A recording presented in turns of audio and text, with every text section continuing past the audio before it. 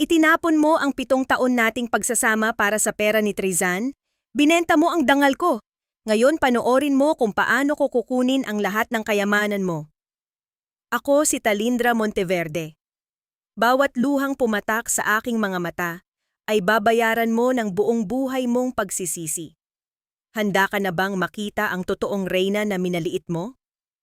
Magsisimula na ang paniningil ko. Sino nga ba ang tunay na talunan? Wala siyang silbi, Trizan. Pinakasalan ko lang naman si Talindra dahil kailangan ni nanay ng tagapagsilbi sa bahay na hindi kailangang swelduhan. Isang libreng yaya para sa anak ko at isang utusan na sunod-sunuran sa bawat kumpas ko. Iyon lang ang halaga niya sa buhay ko. Ang bawat salitang binitawan ni Teodoro ay tila mga laslas ng kutsilyo sa pandinig ni Talindra. Nakatayo siya sa labas ng pintuan ng silid-aklatan.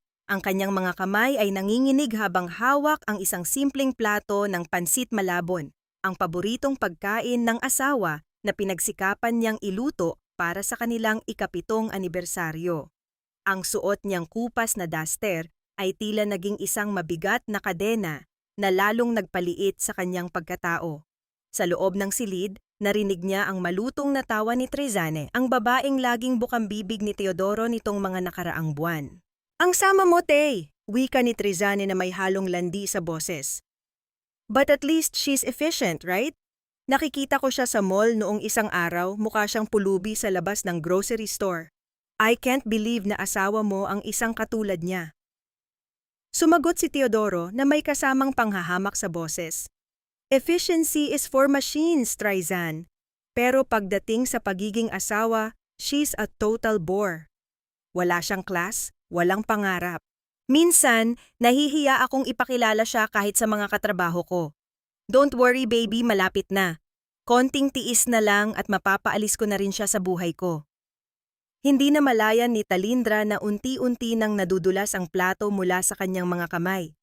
Walang ingay na nalaglag ang pagkain sa sahig, gaya ng unti-unting pagkadurog ng kanyang puso na pilit niyang binuo sa loob ng 7 taon.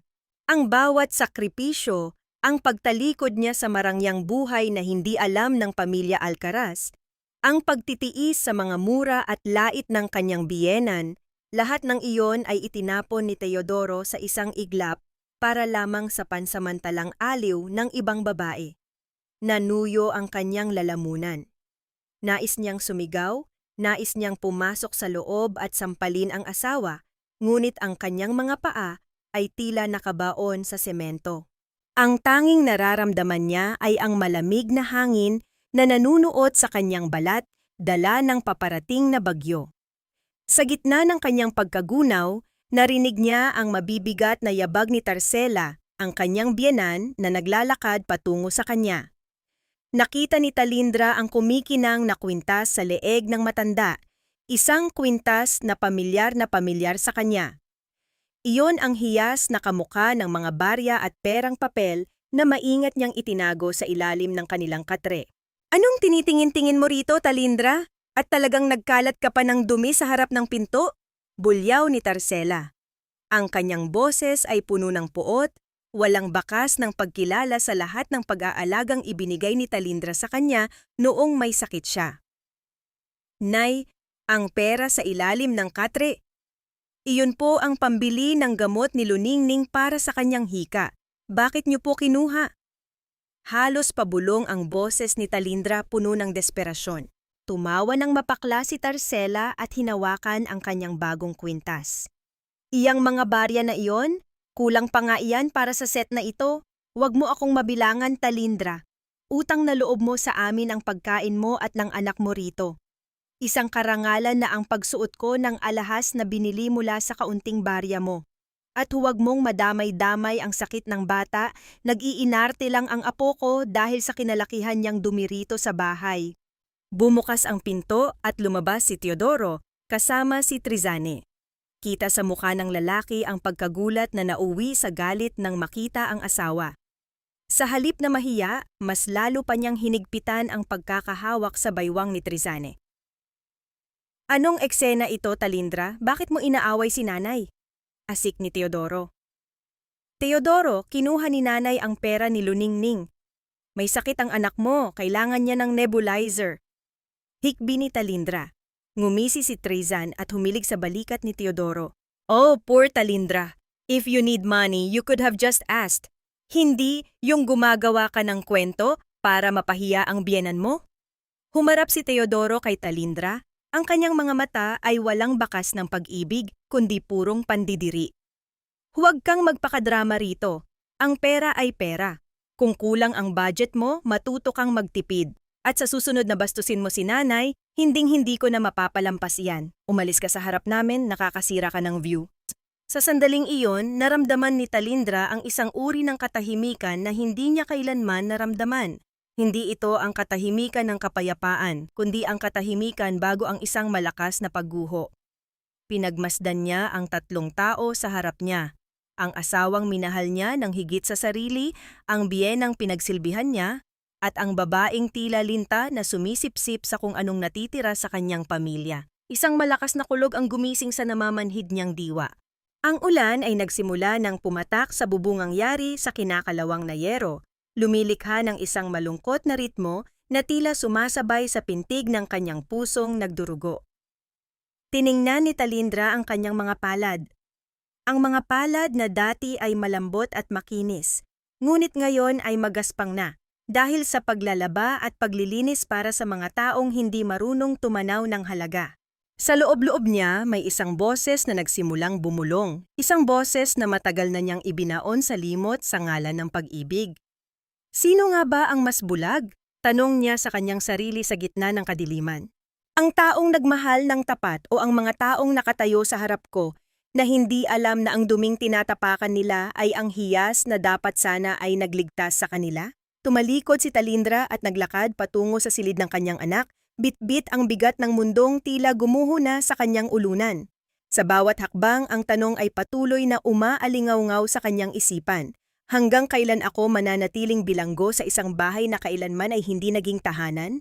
Magnanakaw. Napakakapal ng mukha mo, Talindra. Pagkatapos ka naming patuluyin at pakainin, nanakawan mo pa ang biyenan mo? Ang sigaw ni Tarcela ay umalingaw-ngaw sa maliit na sala, tila isang kulog na bumasag sa katahimikan ng gabi. Nakatayo ang matanda habang nakaturo ang daliri sa mukha ni Talindra, ang kanyang mga mata ay nanlilisik sa galit. Sa likuran niya nakasandal si Trizan sa pinto, may bakas ng mapang-aping ngiti sa kanyang mga labi habang pinagmamasdan ang nagaganap na eksena. Wala akong kinuha, nanay. Alam niyo pong hinding-hindi ko gagawin iyan. Mahinang sagot ni Talindra habang mahigpit na yakap-yakap ang natutulog na si Luningning.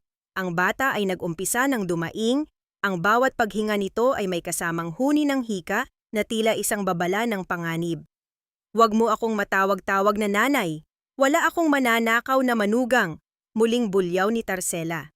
Hinalughog ng matanda ang lumang bag ni Talindra at itinapon ang lahat ng laman nito sa sahig.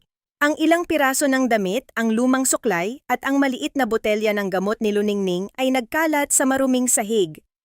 Pagkatapos, mula sa bulsa ng duster ni Tarcela, mabilis niyang inilaglag ang isang gintong singsing sa gitna ng mga gamit ni Talindra. Ayan? Ano ito? Teodoro, tignan mo! Narito ang singsing na pamana pa ng lola mo. Sigaw ni Tarcela habang itinuturo ang singsing na siya rin naman ang naglagay doon. Lumapit si Teodoro, ang kanyang muka ay madilim at puno ng pagkamuhi. Tiningnan niya ang singsing. Pagkatapos ay tumingin siya kay Talindra na tila ba isang maruming basahan ang nasa harap niya. Walang pag-aalinlangan, walang pagtatanong.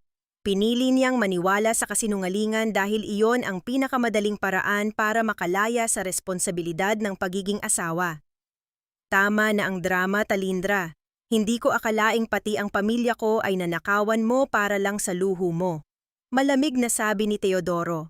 Ang bawat salita niya ay tila isang malakas na tulak na nagpabagsak sa huling haligi ng pag-asa ni Talindra. Luho! Teodoro, ni hindi nga ako makabili ng bagong tsinelas para lang may maipakain sa inyo. Paano mo nasasabing nagnakaw ako para sa luho? Ang boses ni Talindra ay nanginginig, hindi sa takot, kundi sa matinding sakit ng pagtataksil. Enough! Sigaw ni Teodoro.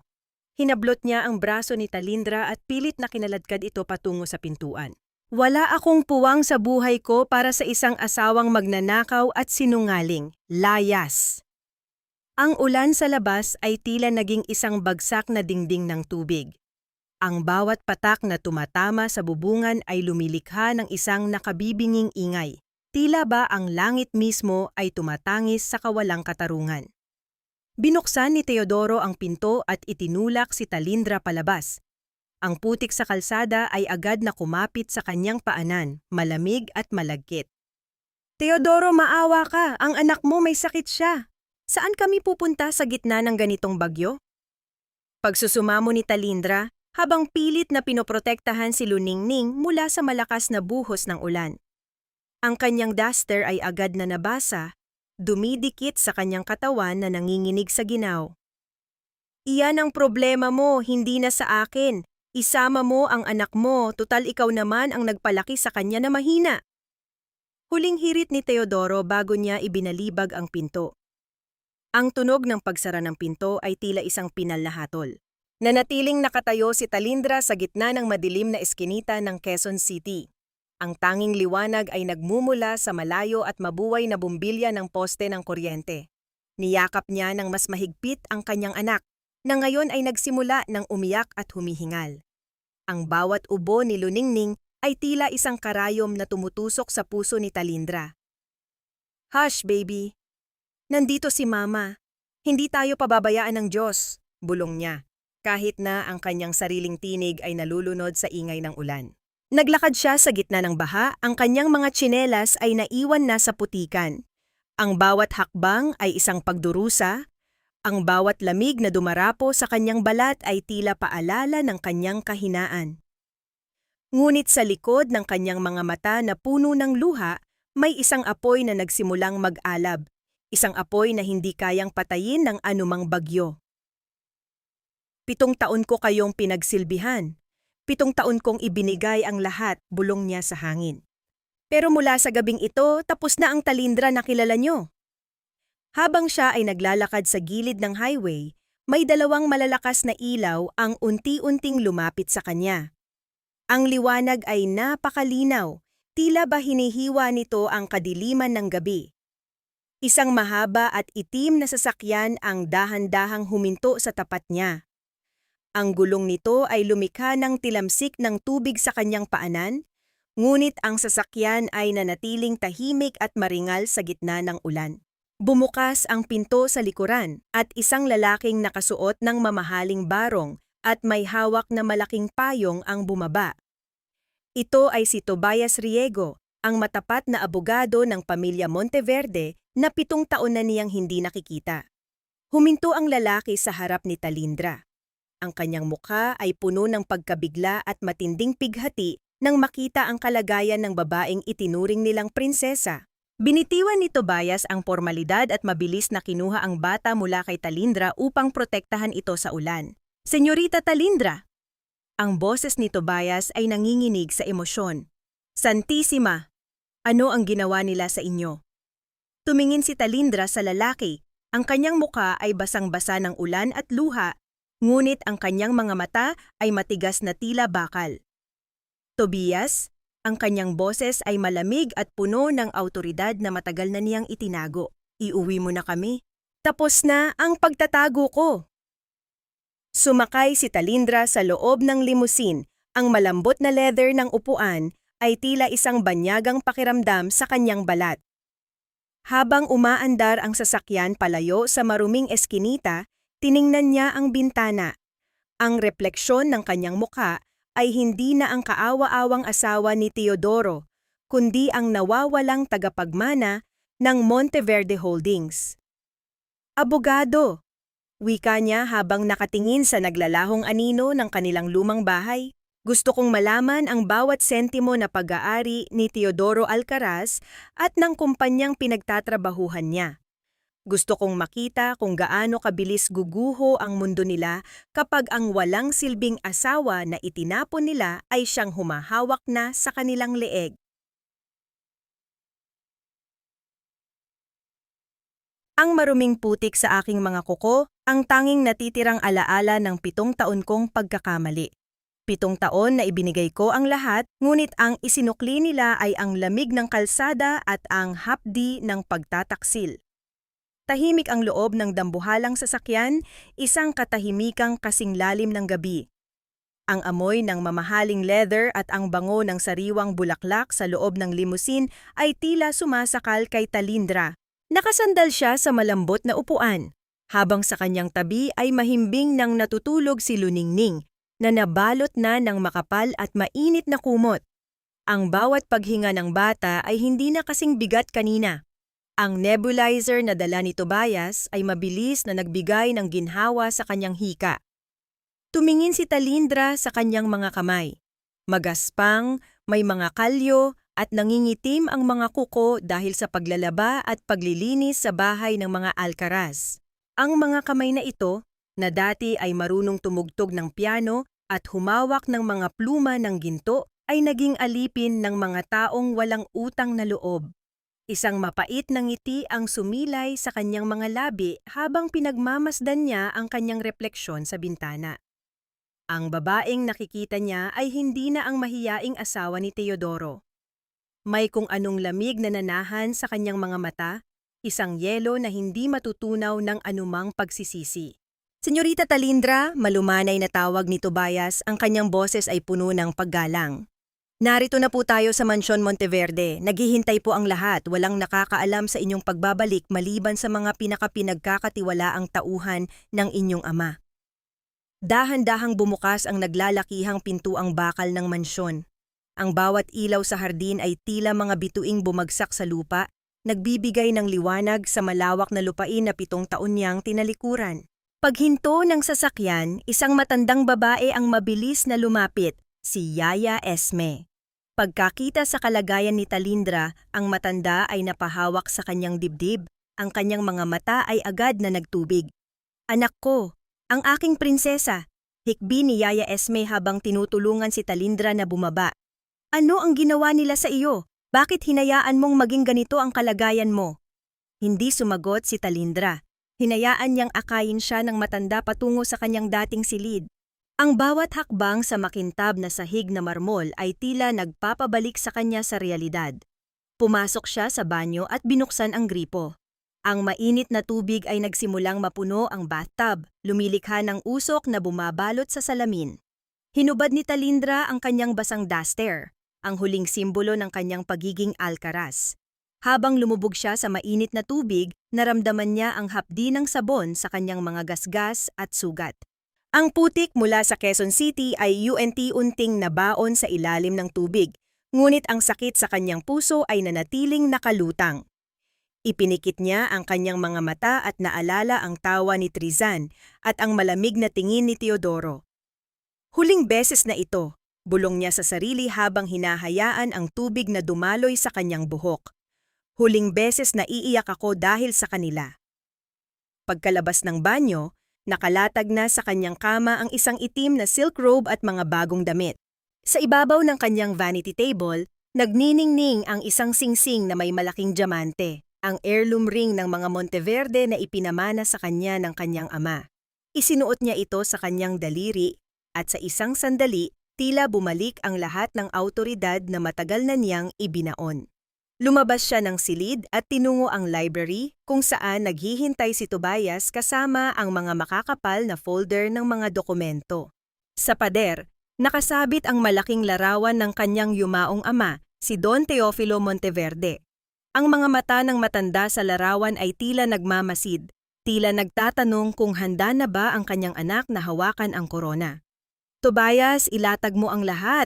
Utos ni Talindra habang nauupo sa malaking silya na yari sa mahogani.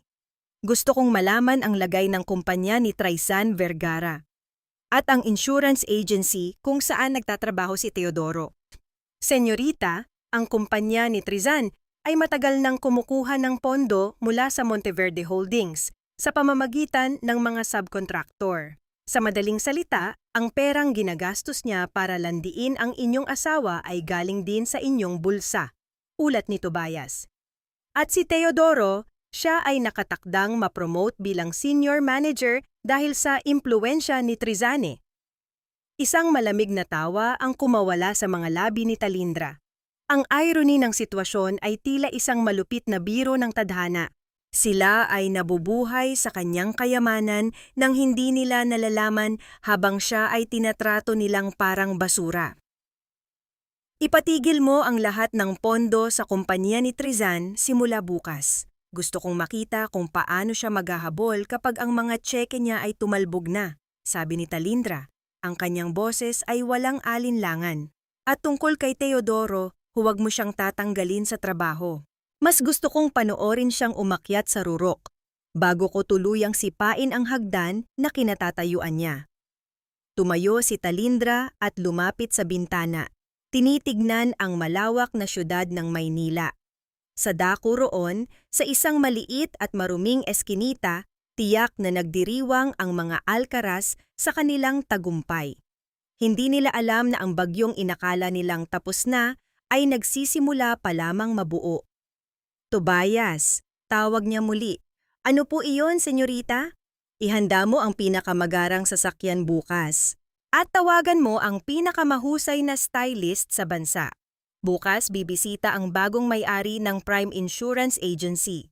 Gusto kong makita ang mukha ni Teodoro kapag nalaman niyang ang yaya na itinapon niya ay siya na ngayong humahawak sa kanyang kinabukasan. Tumingin si Talindra sa kanyang kamay na may suot na diamante. Ang kislap nito ay tila isang babala. Sa likod ng kanyang isipan, isang bilang ang nagsimulang tumakbo. Ang paniningil ay nagsisimula na. At walang sino man sa pamilya Alcaraz ang makakatakas sa bagsik ng isang reynang binaliwala. Sa wakas, naramdaman din ni Teodoro ang lasa ng tagumpay na inaasam niya, habang ang bawat tawanan nila ni Trizan ay tila isang pagkutya sa alaala ng asawang itinapon niya sa gitna ng bagyo. Matingkad ang sikat ng araw na tumatama sa salamin ng opisina ni Teodoro sa Prime Insurance Agency. Nakasandal siya sa kanyang bagong swivel chair habang iniikot ang isang baso ng mamahaling alak. Sa kanyang harapan, nakaupo si Trizan na tila isang reyna, suot ang isang pulang damit na kasing pula ng kanyang mga labi. Ang bawat haplos ng babae sa braso ni Teodoro ay tila isang lason na dahan-dahang pumapasok sa isipan ng lalaki, pinaniniwala siya na nararapat sa kanya ang lahat ng ito. Cheers, Tay! Nakangiting sabi ni Trizan. Sa iyong promotion bilang senior manager, sabi ko naman sa'yo, kailangan mo lang bitawan ang pabigat sa buhay mo para makalipad ka ng mataas. Team! Tumawa si Teodoro, isang tawang puno ng kayabangan. Tama ka, baby. Masyadong naging hadlang sa akin si Talindra. Akala niya, habang buhay akong makukulong sa maliit na eskinita na iyon kasama ang kanyang kadramahan. Ngayon, malaya na ako. At tignan mo, pati si nanay. Ang saya-saya na sa bago niyang mga alahas. Hindi nila alintana na sa labas ng kanilang marangyang mundo, ang mga pundasyon ng kanilang kumpanya ay dahan-dahang nilalamon ng isang hindi nakikitang puwersa. Ang bawat pirma ni Teodoro sa mga dokumento ng insurance nitong mga nakaraang buwan ay dahan-dahang sinusuri ng mga mata na kasing talas ng agila. Biglang bumukas ang pinto ng opisina nang walang katok. Pumasok ang general manager ng kumpanya, si Mr. Valdez, na ang mukha ay putlang-putla at puno ng pawis. Ang kanyang mga kamay ay nanginginig habang hawak ang isang memo. Teodoro, Trizan, may malaking problema, ang boses ni Mr. Valdez ay tila isang basag na batingaw sa gitna ng kanilang pagdiriwang. Ano yon, sir? Huwag niyo namang sirain ang moment namin, mayabang na sagot ni Teodoro. Ang Prime Insurance, nabili na ng Monteverde Holdings kaninang umaga. At hindi lang iyon, Trizan, ang iyong kumpanya ng marketing ay tinanggalan na ng lahat ng kontrata ng lahat ng bangko sa ilalim ng Monteverde Group. Ngayon din, nagsasagawa na sila ng audit sa lahat ng pondo. Putila naging yelo ang dugo sa mga ugat ni Trizan. Ang baso ng alak sa kanyang kamay ay muntik ng mahulog. Ano? Paanong nangyari iyon? Ang Monteverde Holdings ay ang pinakamalaking kumpanya sa bansa. Bakit sila magkaka-interes sa isang maliit na agency na gaya nito? Hindi ko alam, sigaw ni Mr. Valdez. Ang balita ay may bagong upong chairman ang Monteverde. Isang babae na ayaw pang magpakita ng muka pero kilala sa pagiging malupit pagdating sa korupsyon at katiwalian. At Teodoro, ang pangalan mo ang nasa tuktok ng listahan ng mga accounts na kailangang busisiin. Naramdaman ni Teodoro ang isang kakaibang panlalamig sa kanyang batok. Ang kumpiyansa na kanina lang ay abot langit ay biglang gumuho, pinalitan ng isang hindi maipaliwanag na takot. Naalala niya ang mga shortcut na ginawa niya sa tulong ni Trizan para mapalaki ang kanyang komisyon. Akala niya ay walang makakaalam, akala niya ay sapat na ang kanyang galing para itago ang lahat. Pag-alis ni Mr. Valdez na mayani ang isang mabigat na katahimikan sa loob ng opisina. Ang tunog lamang ng aircon ang naririnig, tila isang mahinang ugong ng paparating na panganib. Tiningnan ni Teodoro ang kanyang telepono. Isang mensahe ang pumasok mula sa kanyang nanay Tarcela. "Tay, maraming pulis at mga taong nakabarong sa labas ng bahay. Sinasabi nila na may mga utang daw ako na hindi nababayaran at kailangan nilang ilista ang mga kagamitan natin. Ano ang gagawin ko?" Bago pa makasagot si Teodoro, pumasok ang isang sekretarya na may dalang isang elegante at itim na envelope na may tatak na ginto, ang selyo ng pamilya Monteverde.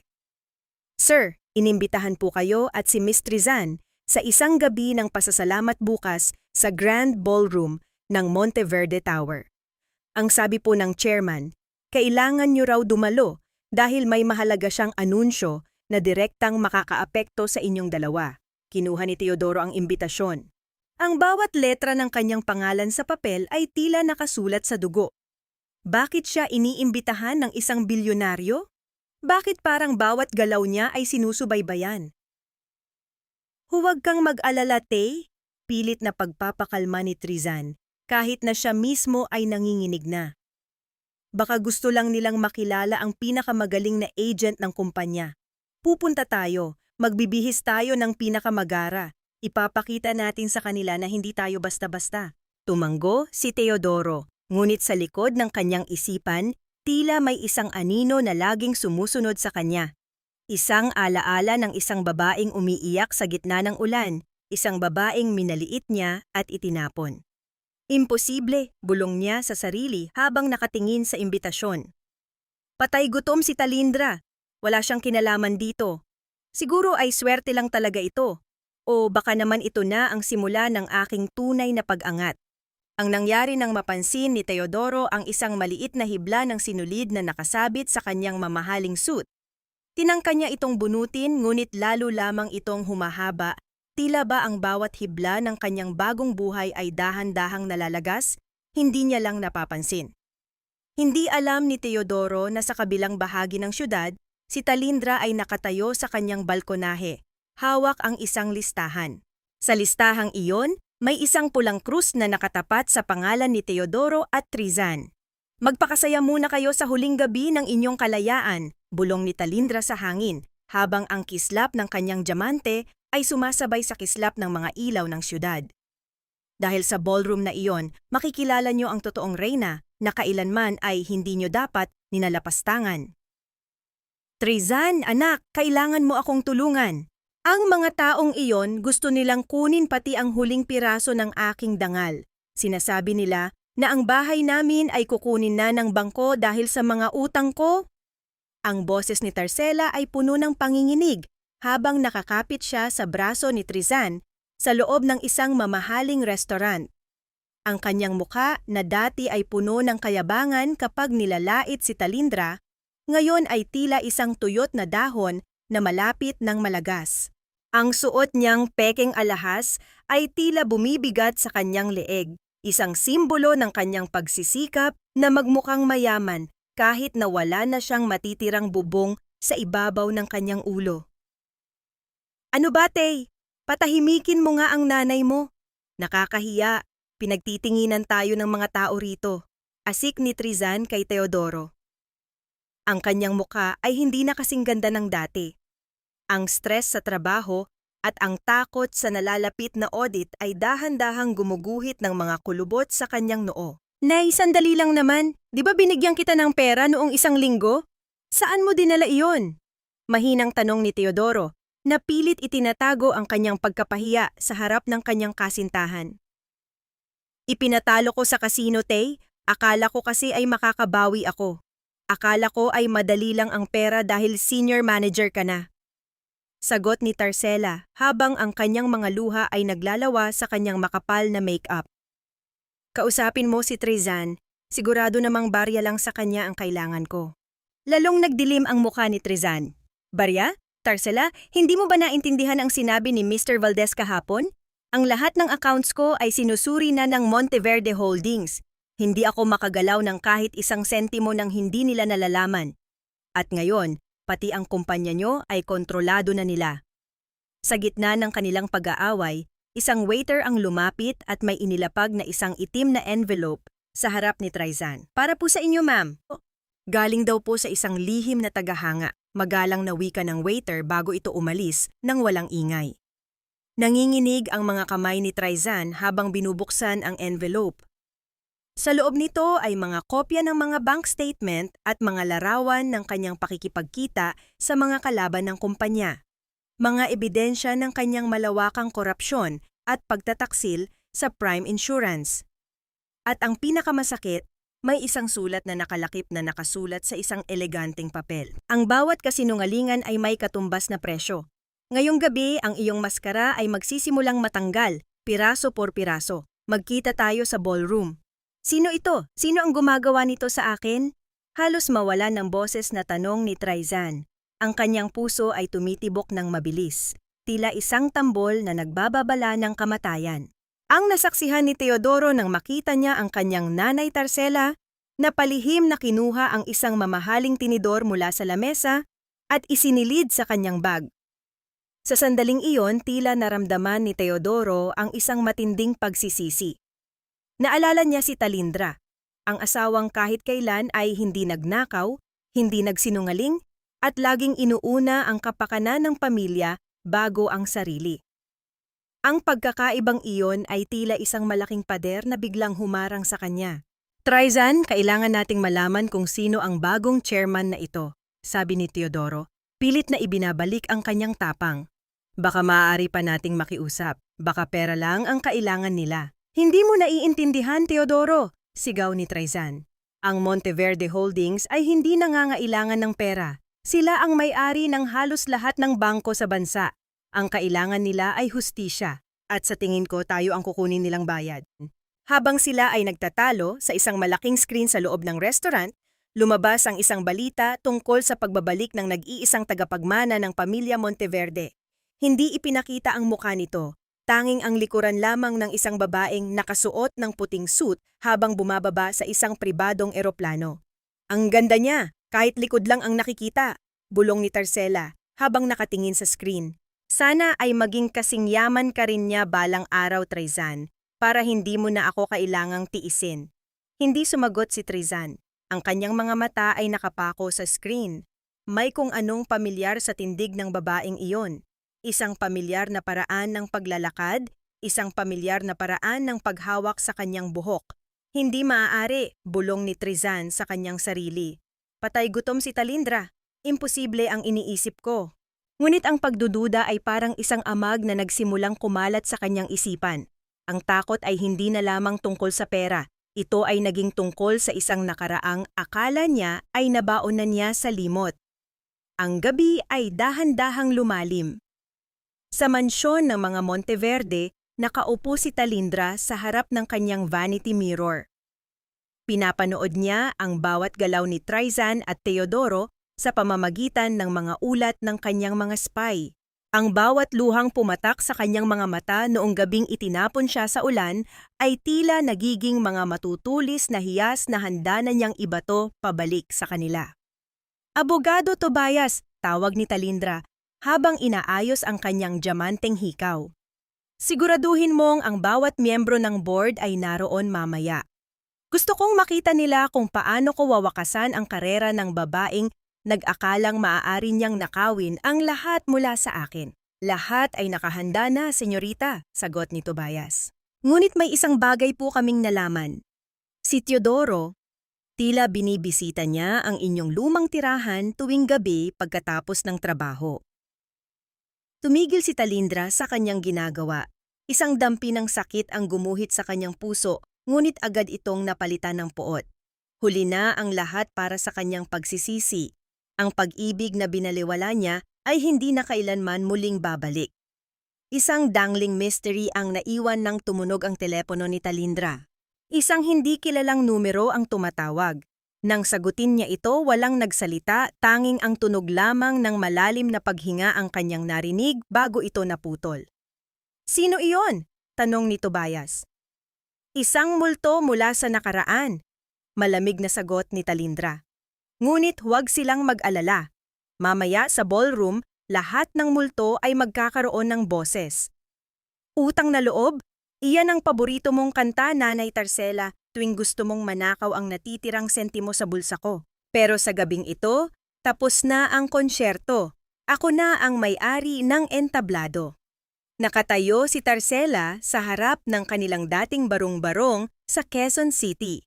Ang paligid ay mabaho, amoy na panis na pagkain at kanal, ngunit wala siyang pakialam. Galit na galit siya dahil iniwan siya ni Teodoro sa isang mumurahing motel habang ito ay nakikipag-ayos kay Trizan. Sa kanyang desperasyon, bumalik siya sa lugar na ito sa pag-aakalang may itinagong pera si Talindra sa ilalim ng mga sahig na gawa sa kawayan. "Nasaan ka, Talindra? Alam kong may itinago kang pera rito. Magnanakaw ka talaga!" Sigaw ni Tarcela sa hangin habang pilit na binubuksan ang nakakadenang pinto ng kanilang dating tirahan. Isang dambuhalang sasakyan ang dahan-dahang pumasok sa makipot na eskinita. Ang putik ay tumilamsik sa kupas na saya ni Tarcela, ngunit hindi siya nakakilos nang makita ang gilas ng sasakyang huminto sa kanyang tapat. Bumukas ang pinto at isang pares ng sapatos na yari sa mamahaling balat ang tumapak sa maruming lupa. Lumabas si Talindra. Suot niya ang isang asul na dress na tila kulay ng karagatan sa ilalim ng buwan. Ang kanyang buhok ay maayos na nakapusod at ang kanyang mukha ay kasing kinis ng porselana. Ang bawat hakbang niya ay puno ng awtoridad, isang bagay na hindi kailanman nakita ni Tarcela sa loob ng 7 taon. Talindra?" Nauutal na tawag ni Tarcela. Ang kanyang panga ay halos lumaylay sa pagkagulat. "Ikaw ba talaga iyan? Saan mo ninakaw ang mga damit na iyan? At ang sasakyang ito? Diyos ko, sabi ko na nga ba at may itinatago kang lalaki." Isang malamig na ngiti ang sumilay sa mga labi ni Talindra. Hindi niya pinansin ang pambabastos ng matanda. Sa halip, lumapit siya sa isang maliit na pasong nakalagay sa gilid ng pinto, ang tanging halaman na pilit niyang binubuhay noon sa gitna ng hirap. Nakita niyang tuyot na ito at patay na, tila ba sumasalamin sa kanyang dating pagkatao. Isang maliit na tuyot na dahon ang pinitas ni Talindra at dahan-dahang hinipan sa hangin. Pinapanood itong tangayin ng maruming amihan ng eskinita.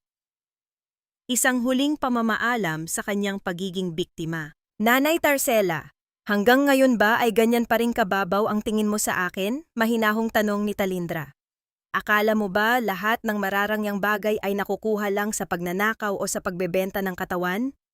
Siguro ay dahil ganyan ang paraan ng pag-iisip nyo ni Trizan. Huwag mo akong masagot-sagot ng ganyan. Utang na loob mo sa pamilya ko ang bawat butil ng kanin na kinain mo rito." Sigaw ni Tarcela habang pilit na ibinabalik ang kanyang dating lakas. "Ibigay mo sa akin ang alahas mo, pambayad ito sa lahat ng hirap na ibinigay mo sa amin." Tinangkang hablutin ni Tarcela ang diamanteng nasa leeg ni Talindra, ngunit bago pa man dumapo ang kanyang maruming kamay, isang matikas na bodyguard ang mabilis na humarang at itinulak siya pabalik sa putikan. "Huwag niyo po siyang hahawakan," malamig na babala ng bodyguard. Napaupo si Tarcela sa putik, ang kanyang muka ay puno ng hiya at galit habang pinapanood siya ng mga kapitbahay na dati ay kinukutya niya rin. Inilabas ni Talindra ang isang folder mula sa kanyang sasakyan at inihagis ito sa paanan ng matanda. "Buksan mo iyan, nanay. Iyan ang listahan ng lahat ng utang mo sa mga Bombay, sa kooperatiba at pati na rin ang sangla ng bahay na ito," wika ni Talindra. "Lahat ng mga papel na iyan ay binili ko na.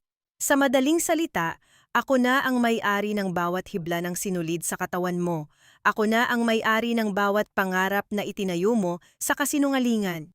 Nanlaki ang mga mata ni Tarcela habang binabasa ang mga dokumento. Ang kanyang pangalan ay nakasulat sa bawat pahina, kasama ang kanyang pirma na nagpapatunay ng kanyang pagkakabaon sa utang. Hindi maaari ito. Saan ka kumuha ng ganito kalaking pera? Tanong ni Tarcela, habang ang kanyang boses ay nanginginig na sa takot. Ang pera ay madaling hanapin, nanay. Pero ang dangal na itinapon nyo, hinding-hindi nyo na mabibili, sagot ni Talindra.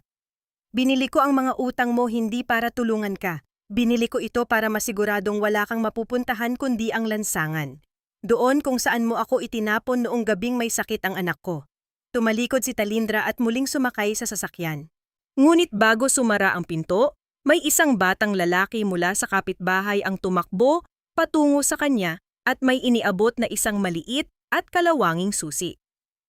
Ate Talindra, iniwan po ito ni Kuya Teodoro noong isang gabi. Sabi niya, ibigay ko raw sa inyo kung sakaling bumalik kayo, sabi ng bata.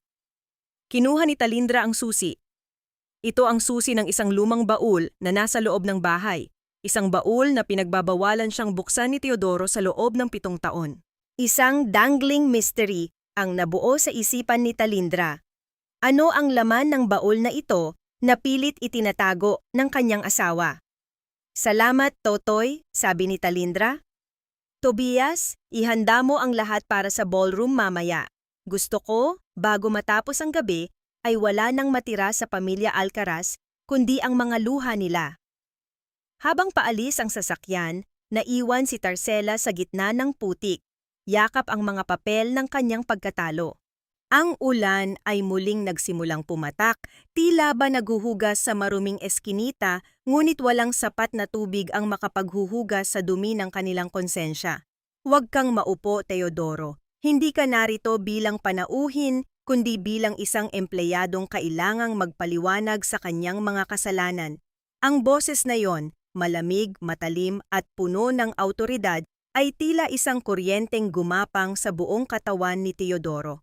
Napako ang kanyang paanan sa mamahaling alpombra ng opisina ng chairman sa pinakatuktok ng Monteverde Tower. Sa tabi niya, si Trezan ay biglang napakapit sa kanyang braso. Ang kanyang mga kuko ay bumaon sa suot na mamahaling suit ni Teodoro dahil sa matinding kaba. Dahan-dahang binitawan ni Teodoro ang balak na pag-upo sa silyang yari sa balat ng hayop. Ang kanyang mga mata ay nakapako sa malaking silya ng chairman na kasalukuyang nakatalikod sa kanila. Ang tanging nakikita lamang nila ay ang dulo ng isang itim na sapatos at ang usok mula sa isang tasa ng mainit na tsaa na dahan-dahang humahalo sa malamig na hangin sa loob ng silid. Ngayon lamang naramdaman ni Teodoro ang ganitong uri ng panliliit. Siya, na laging mayabang at mapagmataas sa harap ni Talindra, ay tila naging isang langgam sa harap ng dambuhalang kapangyarihang nararamdaman niya sa silid na ito. Naalala niya kung paano niya sinisigawan ang kanyang asawa dahil lamang sa hindi maayos na pagkakaluto ng kanin. Ngunit dito, sa loob ng silid na ito, ni hindi niya magawang huminga ng malalim. Sino ka ba talaga? Nauutal na tanong ni Trezan, pilit na itinatago ang panginginig ng kanyang boses. Bakit mo kami pinapunta rito? Kung tungkol ito sa audit, lahat ng iyon ay may paliwanag. Isang mahinang tawa ang kumawala mula sa likod ng silya. Isang tawa na hindi masaya kundi puno ng pait at panunuya. Dahan-dahang umikot ang silya. At doon tumigil ang mundo ni Teodoro. Si Talindra. Hindi ang Talindra na may amoy ng bawang at sibuyas. Hindi ang Talindra na laging nakayuko at humihingi ng paumanhin. Ang babaeng nasa harap nila ay suot ang isang puting blazer na tila nagniningning sa ilalim ng mga chandelier. Ang kanyang mga mata ay diretsong nakatingin sa kanila, walang takot, walang pag-aalinlangan. Ang diamanteng nasa kanyang daliri ay tila humihigop ng lahat ng liwanag sa loob ng opisina. Talindra? Halos bulong na lang ang lumabas sa bibig ni Teodoro. Ang kanyang tuhod ay biglang nanghina, tila ba ang lahat ng lakas niya ay hinigop ng sahig na marmol. Nagulat ka ba, Teodoro? Wika ni Talindra habang dahan-dahang tumatayo. Ang tunog ng kanyang mga takong sa sahig ay tila regular na pintig ng isang orasan na nagbibilang ng kanilang nalalabing oras sa mundong ito. Nagulat ka ba na ang babaeng itinapon mo sa gitna ng ulan ay siya palang humahawak sa hininga ng kumpanyang pinagtatrabahuhan mo? Ay, impossible! Sigaw ni Trizan, habang ang kanyang muka ay naging kasing putla ng pader. Isang hamak na katulong ka lang, paano ka naging chairman ng Monteverde Holdings? Lumapit si Talindra kay Trizan, hanggang sa maging ilang pulgada na lang ang layo nila sa isa't isa. Naamoy ni Trizan ang bango ng mamahaling pabango ni Talindra. Isang amoy na nagpapaalala sa kanya kung gaano siya kalayo sa antas ng babaeng nasa harap niya. Ang akala mong basura ay ang hiyas na kailanman ay hindi mo mapapantayan, malamig na sabi ni Talindra. Pinagmasdan ko kayo, hinayaan ko kayong magsaya sa pera na galing din sa pamilya ko. Hinayaan ko kayong saktan ako dahil gusto kong makita kung gaano kalalim ang inyong kasamaan bago ko kayo tuluyang ilubog. Inilabas ni Tobias ang isang makapal na folder at inilapag ito sa lamesa. Narito ang lahat ng ebidensya ng inyong sabuatan. Ang mga pekeng insurance policies na ginawa mo, Teodoro, at ang mga kickback na tinanggap mo, Trizan. Sa loob ng isang oras ang mga dokumentong ito ay mapupunta na sa kamay ng mga autoridad. Napaupo si Teodoro sa sahig, ang kanyang dignidad ay tuluyang gumuho. Talindra, maawa ka. Isipin mo ang ating anak, isipin mo si Luningning. Isang mapait na ngiti ang sumilay sa mga labi ni Talindra nang marinig ang pangalan ng kanyang anak. Ngayon mo lang naisip ang anak mo? Noong gabing kinuha ni Nanay Tarcela ang pera para sa kanyang nebulizer, naisip mo ba siya? Noong gabing itinulak mo kami sa labas ng bahay habang siya ay humihingal sa hirap ng hika, naisip mo ba siya? Bumagsak ang mga luha ni Teodoro, ngunit alam ni Talindra na hindi ito luha ng pagsisisi, kundi luha ng takot para sa sarili niyang kapakanan. Ang bawat hikbi ng lalaki ay tila isang walang kwentang musika sa pandinig ni Talindra. Makaalis na kayo, sabi ni Talindra habang bumabalik sa kanyang silya. Huwag niyo nang hintayin na kaladkarin kayo ng mga security palabas ng gusaling ito. At Teodoro, tumigil ang lalaki sa pinto, may kaunting pag-asa sa kanyang mga mata. Huwag mong kakalimutang ibigay sa akin ang susi ng lumang baul, wika ni Talindra. Dahil bago kita tuluyang wasakin, gusto kong malaman kung ano ang huling lihim na itinatago mo sa akin. Nang magsara ang pinto, namayani muli ang katahimikan. Tumingin si Talindra sa bintana, kung saan ang mga ilaw ng syudad ay tila mga hiyas na nakalatag sa kanyang paanan. Ngunit sa likod ng kanyang tagumpay, may isang katanungang paulit-ulit na bumabalik sa kanyang isipan. Bakit ba siya nabulag ng 7 taon? O baka naman ang tunay na bulag ay ang mga taong nakatingin lamang sa panlabas na anyo nang hindi nalalaman na ang kanilang hinahamak ay ang siyang wawasak sa kanila sa huli? Ang bawat hakbang palabas ng maringal na gusali ng Monteverde Tower ay tila pagbaba sa isang madilim at walang hanggang hukay. Ang lamig ng aircon sa loob ay mabilis na napalitan ng nakapapasong init ng sikat ng araw sa labas. Tila ba ang mundo mismo ay nagagalit sa kanilang presensya. Nanginginig ang mga kamay ni Teodoro habang hawak ang isang maliit na box na naglalaman ng kanyang mga personal na gamit mula sa kanyang dating opisina. Sa tabi niya, si Trizan ay naglalakad ng mabilis. Ang kanyang mga takong ay lumilikha ng mabilis at matitigas na tunog sa semento. Tila ba nais niyang takasan ang kahihiyang kasama ang lalaking nasa kanyang tabi. Trizan, sandali! Saan tayo pupunta? Kailangan nating mag-usap! Sigaw ni Teodoro, pilit na humahabol sa babaeng dati ay tila anghel sa kanyang paningin. Huminto si Trizan at humarap sa kanya. Ang kanyang muka ay puno ng pandidiri, wala nang bakas ng pag-ibig o paghanga.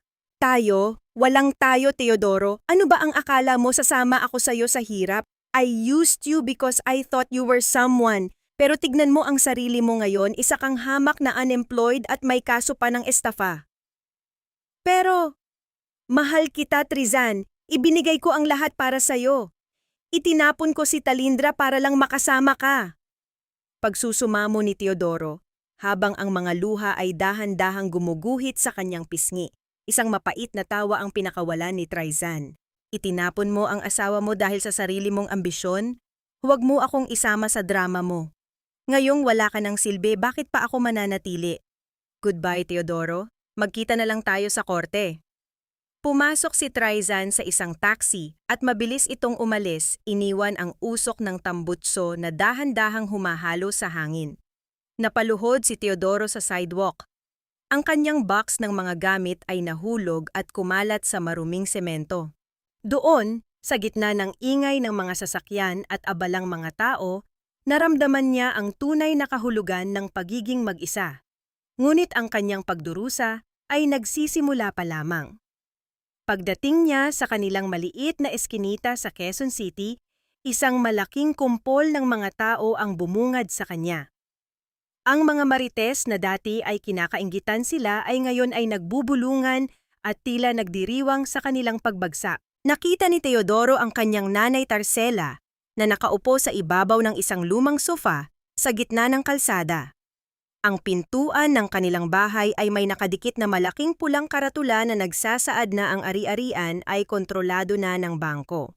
Ang bawat gamit nila mula sa sirang electric fan hanggang sa mga damit ay nagkalat sa paligid, tila ba mga basura na itinapon ng isang malakas na bagyo.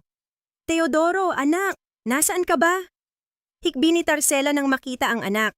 Pinalayas nila tayo. Sabi nila, wala na tayong karapatan dito. Ang mga alahas ko, kinuha rin nila. Nay, wala na. Wala na tayong mapupuntahan. Mahinang sagot ni Teodoro, ang kanyang boses ay tila isang tuyot na bulong. Isang itim na sasakyan ang dahan-dahang huminto sa tapat nila. Ang bintana ay dahan-dahang bumaba at doon ay nakita nila ang mukha ni Talindra. Hindi siya nakatingin sa kanila ng may galit. Ang kanyang mga mata ay puno ng katahimikan, isang uri ng kapayapaan na mas masakit pa sa anumang sampal. Sa gitna ng kalat sa kalsada, napansin ni Teodoro ang isang lumang litrato na nalaglag mula sa kanyang box. Iyon ang litrato ng kanilang kasal ni Talindra. Doon nakangiti ang babae ng buong tapat, puno ng pag-asa at pag-ibig. Hinawakan ni Teodoro ang litrato at naramdaman niya ang matinding pait nang mapagtanto niyang ang tanging taong tunay na nagmahal sa kanya ay ang taong siya mismo ang sumira. Tobias, wika ni Talindra sa loob ng sasakyan, sapat na para marinig ni na Teodoro. Ibigay mo sa kanila ang matitirang barya sa wallet mo. Siguro ay kailangan nila iyan para makakain ngayong gabi sa kalsada. Ibinato ni Tobias ang ilang piraso ng barya sa harap ni Tarcela. Ang tunog ng mga barya na tumatama sa semento ay tila isang mapait na paalala ng bawat sentimong ninakaw at kinuha ng matanda mula kay Talindra noon. Talindra, patawarin mo kami. Manugang ko. Maawa ka. Sigaw ni Tarcela habang sinusubukang abutin ang sasakyan. Ngunit mabilis itong umandar palayo, nag-iiwan lamang ng alikabok sa kanyang mukha. Nang sumapit ang gabi, ang ulan ay muling nagsimulang pumatak. Walang bubong na sumisilong sa mag-inang Alcaraz.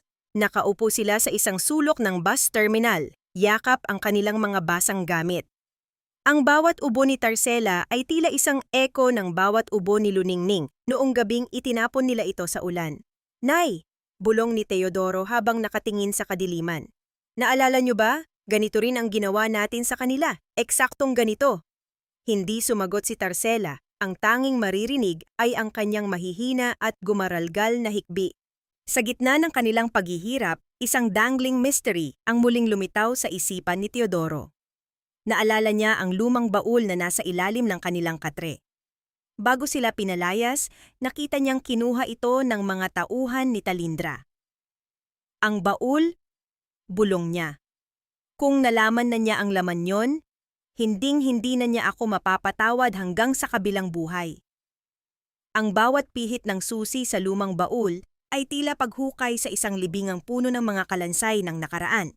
Akala ko ay alam ko na ang lahat ng sakit, ngunit ang katotohanang bumungad sa akin ay mas matalim pa sa anumang patalim na bumaon sa aking likuran. Sa loob ng tahimik na library ng Mansion Monteverde, tanging ang mahinang paghinga ni Talindra ang naririnig. Ang lumang baul na yari sa Nara ay nakapatong sa kanyang lamesang mahogani.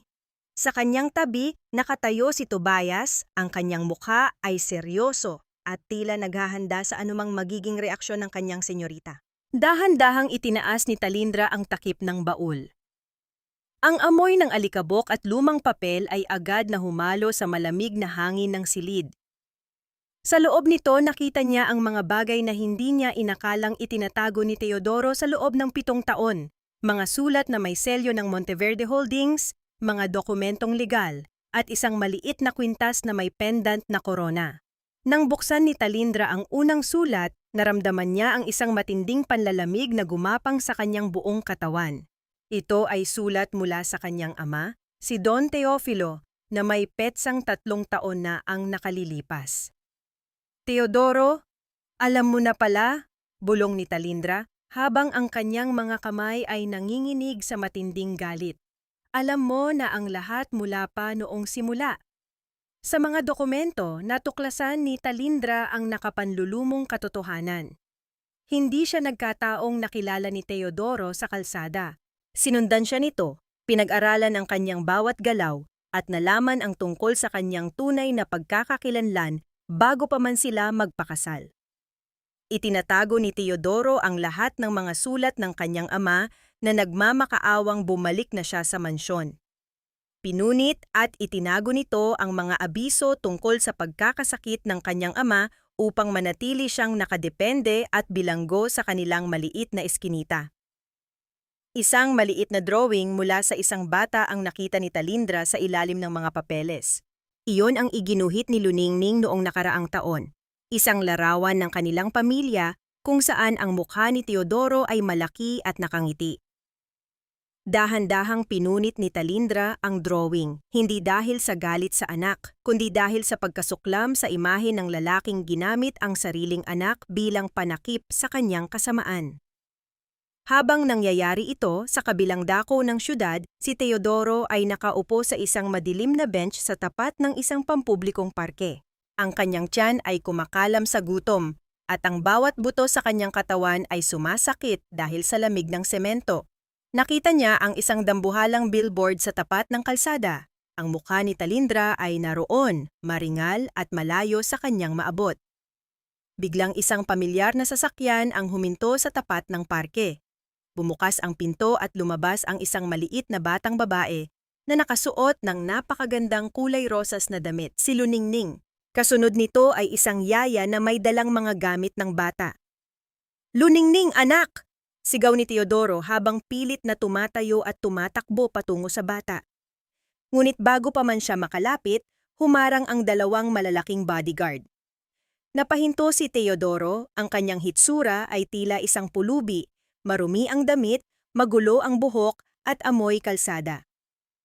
Tumingin si Luningning sa kanya, ang mga mata ng bata ay puno ng takot at pag-aalinlangan.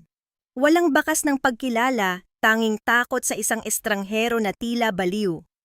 "Baby, si Papa ito. Luningning, halika rito," pagsusumamo ni Teodoro. Mabilis na kinuha ng yaya ang bata at isinakay pabalik sa sasakyan.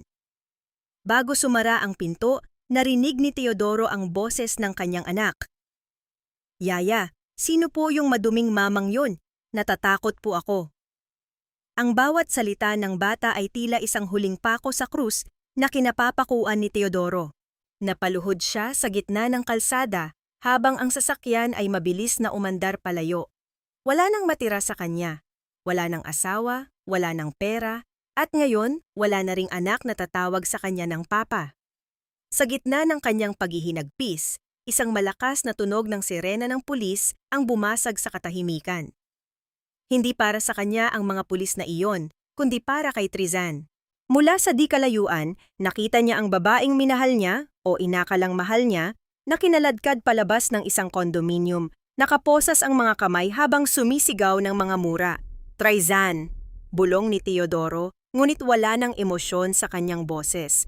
Ito ang dangling mystery na naiwan sa puso ni Teodoro. Bakit sa kabila ng lahat ng pagtataksil niya ay tila may isang taong laging nakatingin sa kanya mula sa dilim? Isang tao na tila nagmamaniobra sa bawat malas na dumarating sa kanya? Bumalik ang eksena kay Talindra sa kanyang library. Hawak niya ang huling dokumento mula sa baul, isang insurance policy na kinuha ni Teodoro sa pangalan ni Talindra. Isang policy na magkakabisa lamang kung si Talindra ay mawawala sa mundo ng hindi inaasahan. Tobias, malamig na wika ni Talindra, ibigay mo na ang lahat ng ito sa NBI.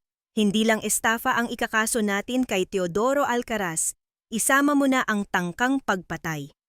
Tumingin si Talindra sa litrato ng kanyang ama at dahan-dahang hinaplos ang mukha nito. Tapos na tay, ang bawat luhang pumatak sa akin ay may katumbas na ngayong rehas para sa kanila. Talindra, parang awa mo na. Hindi ko ginusto ang lahat ng ito. Napilitan lang ako dahil sa hirap ng buhay, dahil sa takot na mawala ka sa akin. Ang boses ni Teodoro ay gumaralgal, puno ng desperasyon habang nakakapit ang kanyang mga kamay na may posas sa malamig na lamesang bakal. Ang kanyang suot na kulay dalandan na uniporme ng bilangguan ay tila isang malupit na paalala ng kanyang kinasadlakan.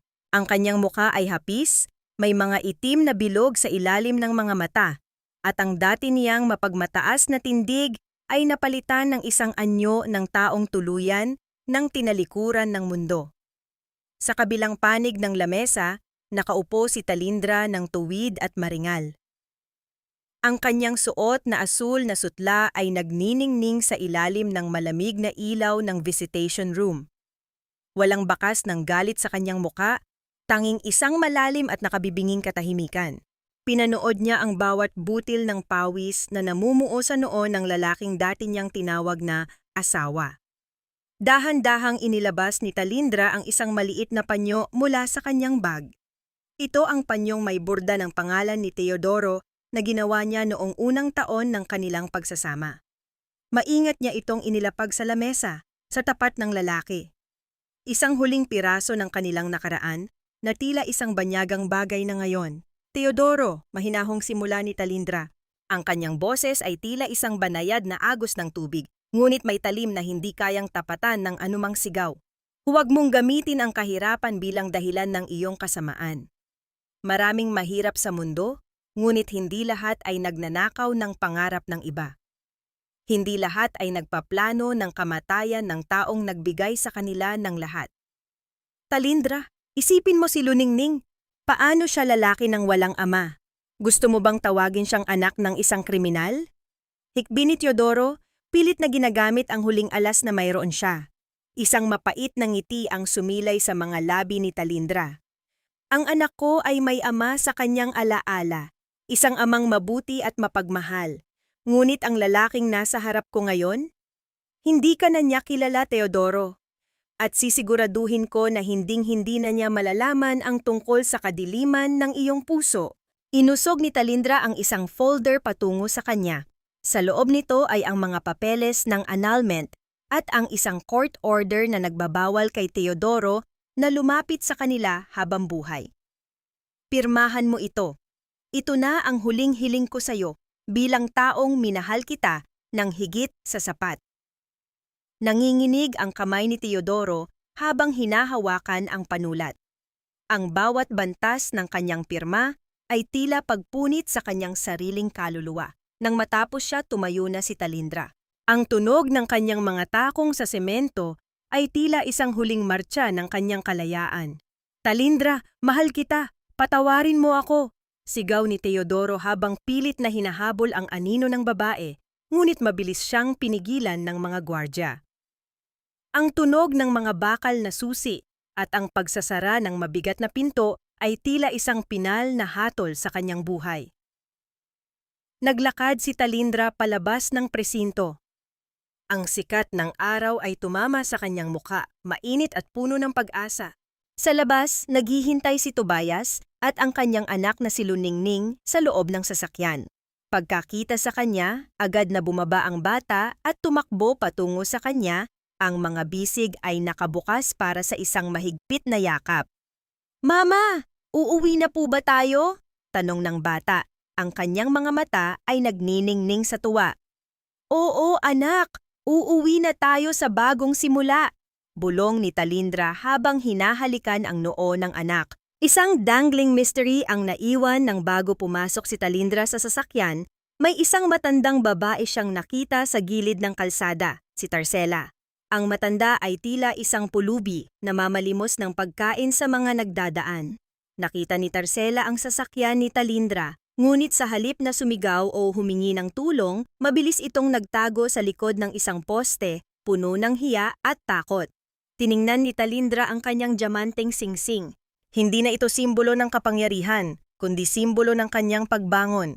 Alam niyang marami pa siyang kailangang ayusin, maraming sugat na kailanman ay hindi tuluyang maglalaho, ngunit handa na siyang harapin ang bawat bukas.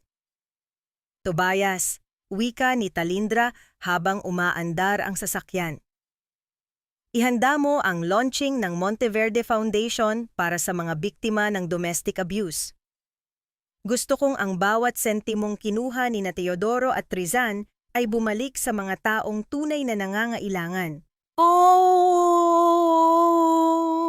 Habang lumalayo ang sasakyan, tila ba ang bawat bigat na dala ni Talindra sa loob ng 7 taon ay unti-unting tinatangay ng hangin. Wala ng luha, wala ng pait. Tanging ang pintig ng kanyang pusong muling natututong mabuhay para sa kanyang sarili at para sa kanyang anak ang nanatili. Ang bawat umaga na hindi ako nagigising sa takot ay isang regalong hindi ko kailanman inakalang matatanggap ko muli. Ang katahimikan sa loob ng Mansion Monteverde ay hindi na nakakabingi. Ito ay tila isang malambot na kumot na bumabalot sa aking sugatang kaluluwa. Matingkad ang sikat ng araw na sumisilip sa malalaking bintana ng dining hall. Pinanood ni Talindra ang kanyang anak na si Luningning habang masayang kumakain ng almusal. Wala na ang maputlang balat at ang mahihirap na paghinga ng bata. Ang bawat tawa nito ay tila isang himig na nagpapagaan sa bigat na dinala ni Talindra sa loob ng 7 taon. Ang bawat subo ng bata ay sinasabayan ng masayang pagkukwento tungkol sa kanyang bagong paaralan. "Mama, tignan mo po ang drawing ko," sabi ni teacher, "magaling daw po ako sa kulay." Masayang wika ni Luningning habang ipinapakita ang isang papel na puno ng makukulay na bulaklak at isang malaking bahaghari. Isang matamis na ngiti ang sumilay sa mga labi ni Talindra. "Napakaganda anak, gaya mo punong-puno ng kulay at pag-asa." Habang sila ay nag-aalmusal, isang pamilyar na anino ang lumitaw sa may pintuan. Ito ay si Gabriel, ang kalaro ni Talindra noong bata pa siya at ngayon ay isa na sa mga pinagkakatiwalaang Vice President ng Monteverde Holdings. Si Gabriel ang tahimik na katuwang ni Tobias sa pag-aayos ng mga dokumento ni Talindra noong siya ay nasa kadiliman pa. "Mukhang napakasarap ng almusal dito Nakangiting bati ni Gabriel. Ang kanyang boses ay malalim at may dalang katiwasayan. Lumapit siya at dahan-dahang ginulo ang buhok ni Luningning. "Kumusta ang maliit na prinsesa?" "Kuya Gab, kain po tayo," anyaya ng bata. Naupo si Gabriel sa tapat ni Talindra. "Tali, ang mga papeles para sa sinag ng Pag-asa Foundation ay handa na. Ang mga gusali sa Quezon City na dating pag-aari ng mga Alcaraz ay tuluyan na nating na-convert para maging silungan ng mga kababaihang biktima ng pang-aabuso. Sa susunod na linggo ang formal na pagbubukas." Huminga ng malalim si Talindra. Ang pait na nararamdaman niya tuwing maaalala ang lugar na iyon ay dahan-dahang napapalitan ng isang uri ng katuparan. "Salamat, Gabriel. Gusto kong ang bawat sulok ng lugar na iyon na dati ay saksi sa aking mga luha, ay maging saksi naman ngayon sa pagbangon ng iba." Pagkatapos ng almusal, niyaya ni Talindra si Luningning sa hardin. Kumuha sila ng isang maliit na punla ng ilang-ilang. Dahan-dahang lumuhod si Talindra sa basang lupa, hindi alintana kung madumihan ang kanyang mamahaling damit. Kasama ang kanyang anak, maingat nilang itinanim ang punla sa gitna ng hardin. Ang bawat dampi ng kanyang daliri sa malamig na lupa ay tila isang paraan ng pakikipag-ugnay muli sa buhay na tunay at payak. "Mama, bakit po natin ito itinatanim?" tanong ni Luningning. "Dahil ang mga bulaklak, anak, kahit gaano kalakas ang bagyo, basta't may malalim na ugat, ay muling sisibol at magbibigay ng bango sa mundo," sagot ni Talindra, habang pinagmamasdan ang munting halaman na tila sumasagisag sa kanyang sariling muling pagsilang. Pagbalik nila sa loob ng mansyon, lumapit si Tobias na may dalang isang maliit na kahon na nakabalot sa simpleng puting papel. Senyorita, may nag-iwan po nito sa may gate. Walang pangalan ng nagpadala, pero para raw po ito sa inyo. Nagtaka si Talindra. Dahan-dahan niyang binuksan ang kahon. Sa loob nito walang ginto, walang diamante. Tanging isang tuyong talulot ng rosas at isang lumang susi na may kalawang. Ngunit hindi ito ang susi mula sa baul ni Teodoro. May kasama itong isang maliit na papel na may sulat kamay na tila pamilyar, ngunit hindi niya matandaan kung kanino. Ang iyong lakas ay aming dangal. Hindi ka kailanman nag-iisa sa laban, anak ng Monteverde. Ang tunay na kayamanan ay nasa iyong pusong marunong magpatawad ngunit hindi nakakalimot. Napakunot ang noo ni Talindra. Sino ang nagpadala nito? Ang kanyang ama ay matagal nang wala. Si Tobias at Gabriel ay kasama niya rito. Ang bawat salita sa liham ay tila nagmumula sa isang taong matagal nang nagmamasid sa kanya mula sa malayo, isang taong nakakaalam sa bawat hapdi na kanyang dinaanan. Isang dangling mystery ang nabuo nang mapansin ni Talindra ang isang maliit na simbolo sa likod ng papel. Isang tatak ng isang lumang organisasyon na matagal nang kinalimutan sa kasaysayan ng kanilang pamilya. Isang misteryong tila nagpapahiwatig na ang kanyang pagbabalik ay hindi lamang para sa paghihiganti, kundi para sa isang mas malaking misyon na hindi pa niya lubos na nauunawaan. Tobias, alamin mo kung sino ang nag-iwan nito, utos ni Talindra, habang ang kanyang mga mata ay nakapako sa misteryosong susi. Opo, senyorita, sagot ni Tobias, ngunit may kakaibang kislap sa mga mata ng matanda, tila ba may alam siya na hindi pa niya maaaring sabihin. Tumayo si Talindra sa gitna ng kanyang maringal na sala. Ang bawat anino sa paligid ay tila bumubulong ng mga bagong kabanata. Ang kanyang buhay ay hindi na lamang tungkol sa nakaraan. Ito ay tungkol na sa isang kinabukasan na siya mismo ang susulat. Gabriel, tawag niya sa kaibigan na nananatiling nakatingin sa kanya. Ihanda mo ang sasakyan. Gusto kong bisitahin ang puntod ni Papa. May mga bagay akong kailangang itanong. At may mga pasasalamat na kailangang bigkasin. Iupeses na si magtisisan. Habang paalis ang sasakyan, isang cliffhanger ang naiwan sa hangin. Isang misteryosong lalaki ang nakatayo sa di kalayuan.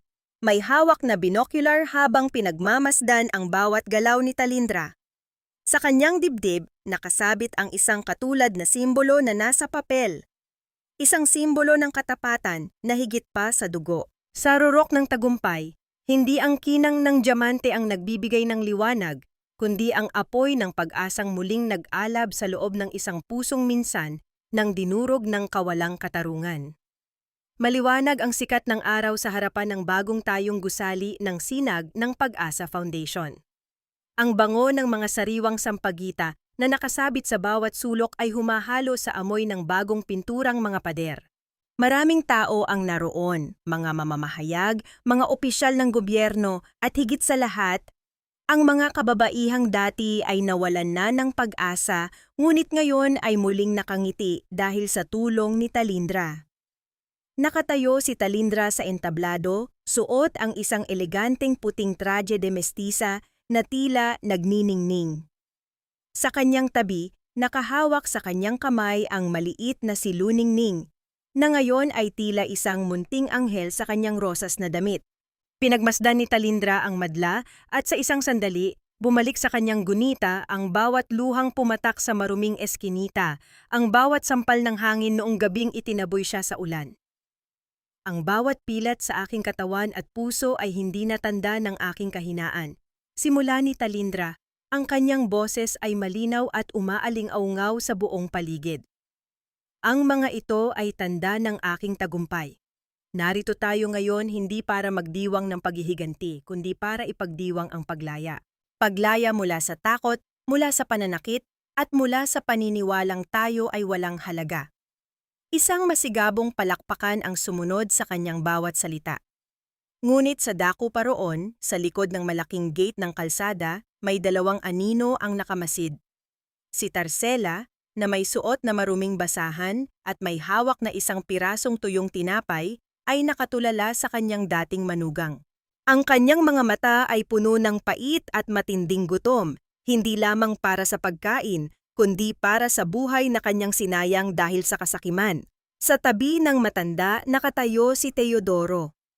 Ang kanyang muka ay tila isang tuyot na lupang bitak-bitak sa pagsisisi. Nakatitig siya sa kanyang anak na si Luningning, na masayang kumakaway sa madla.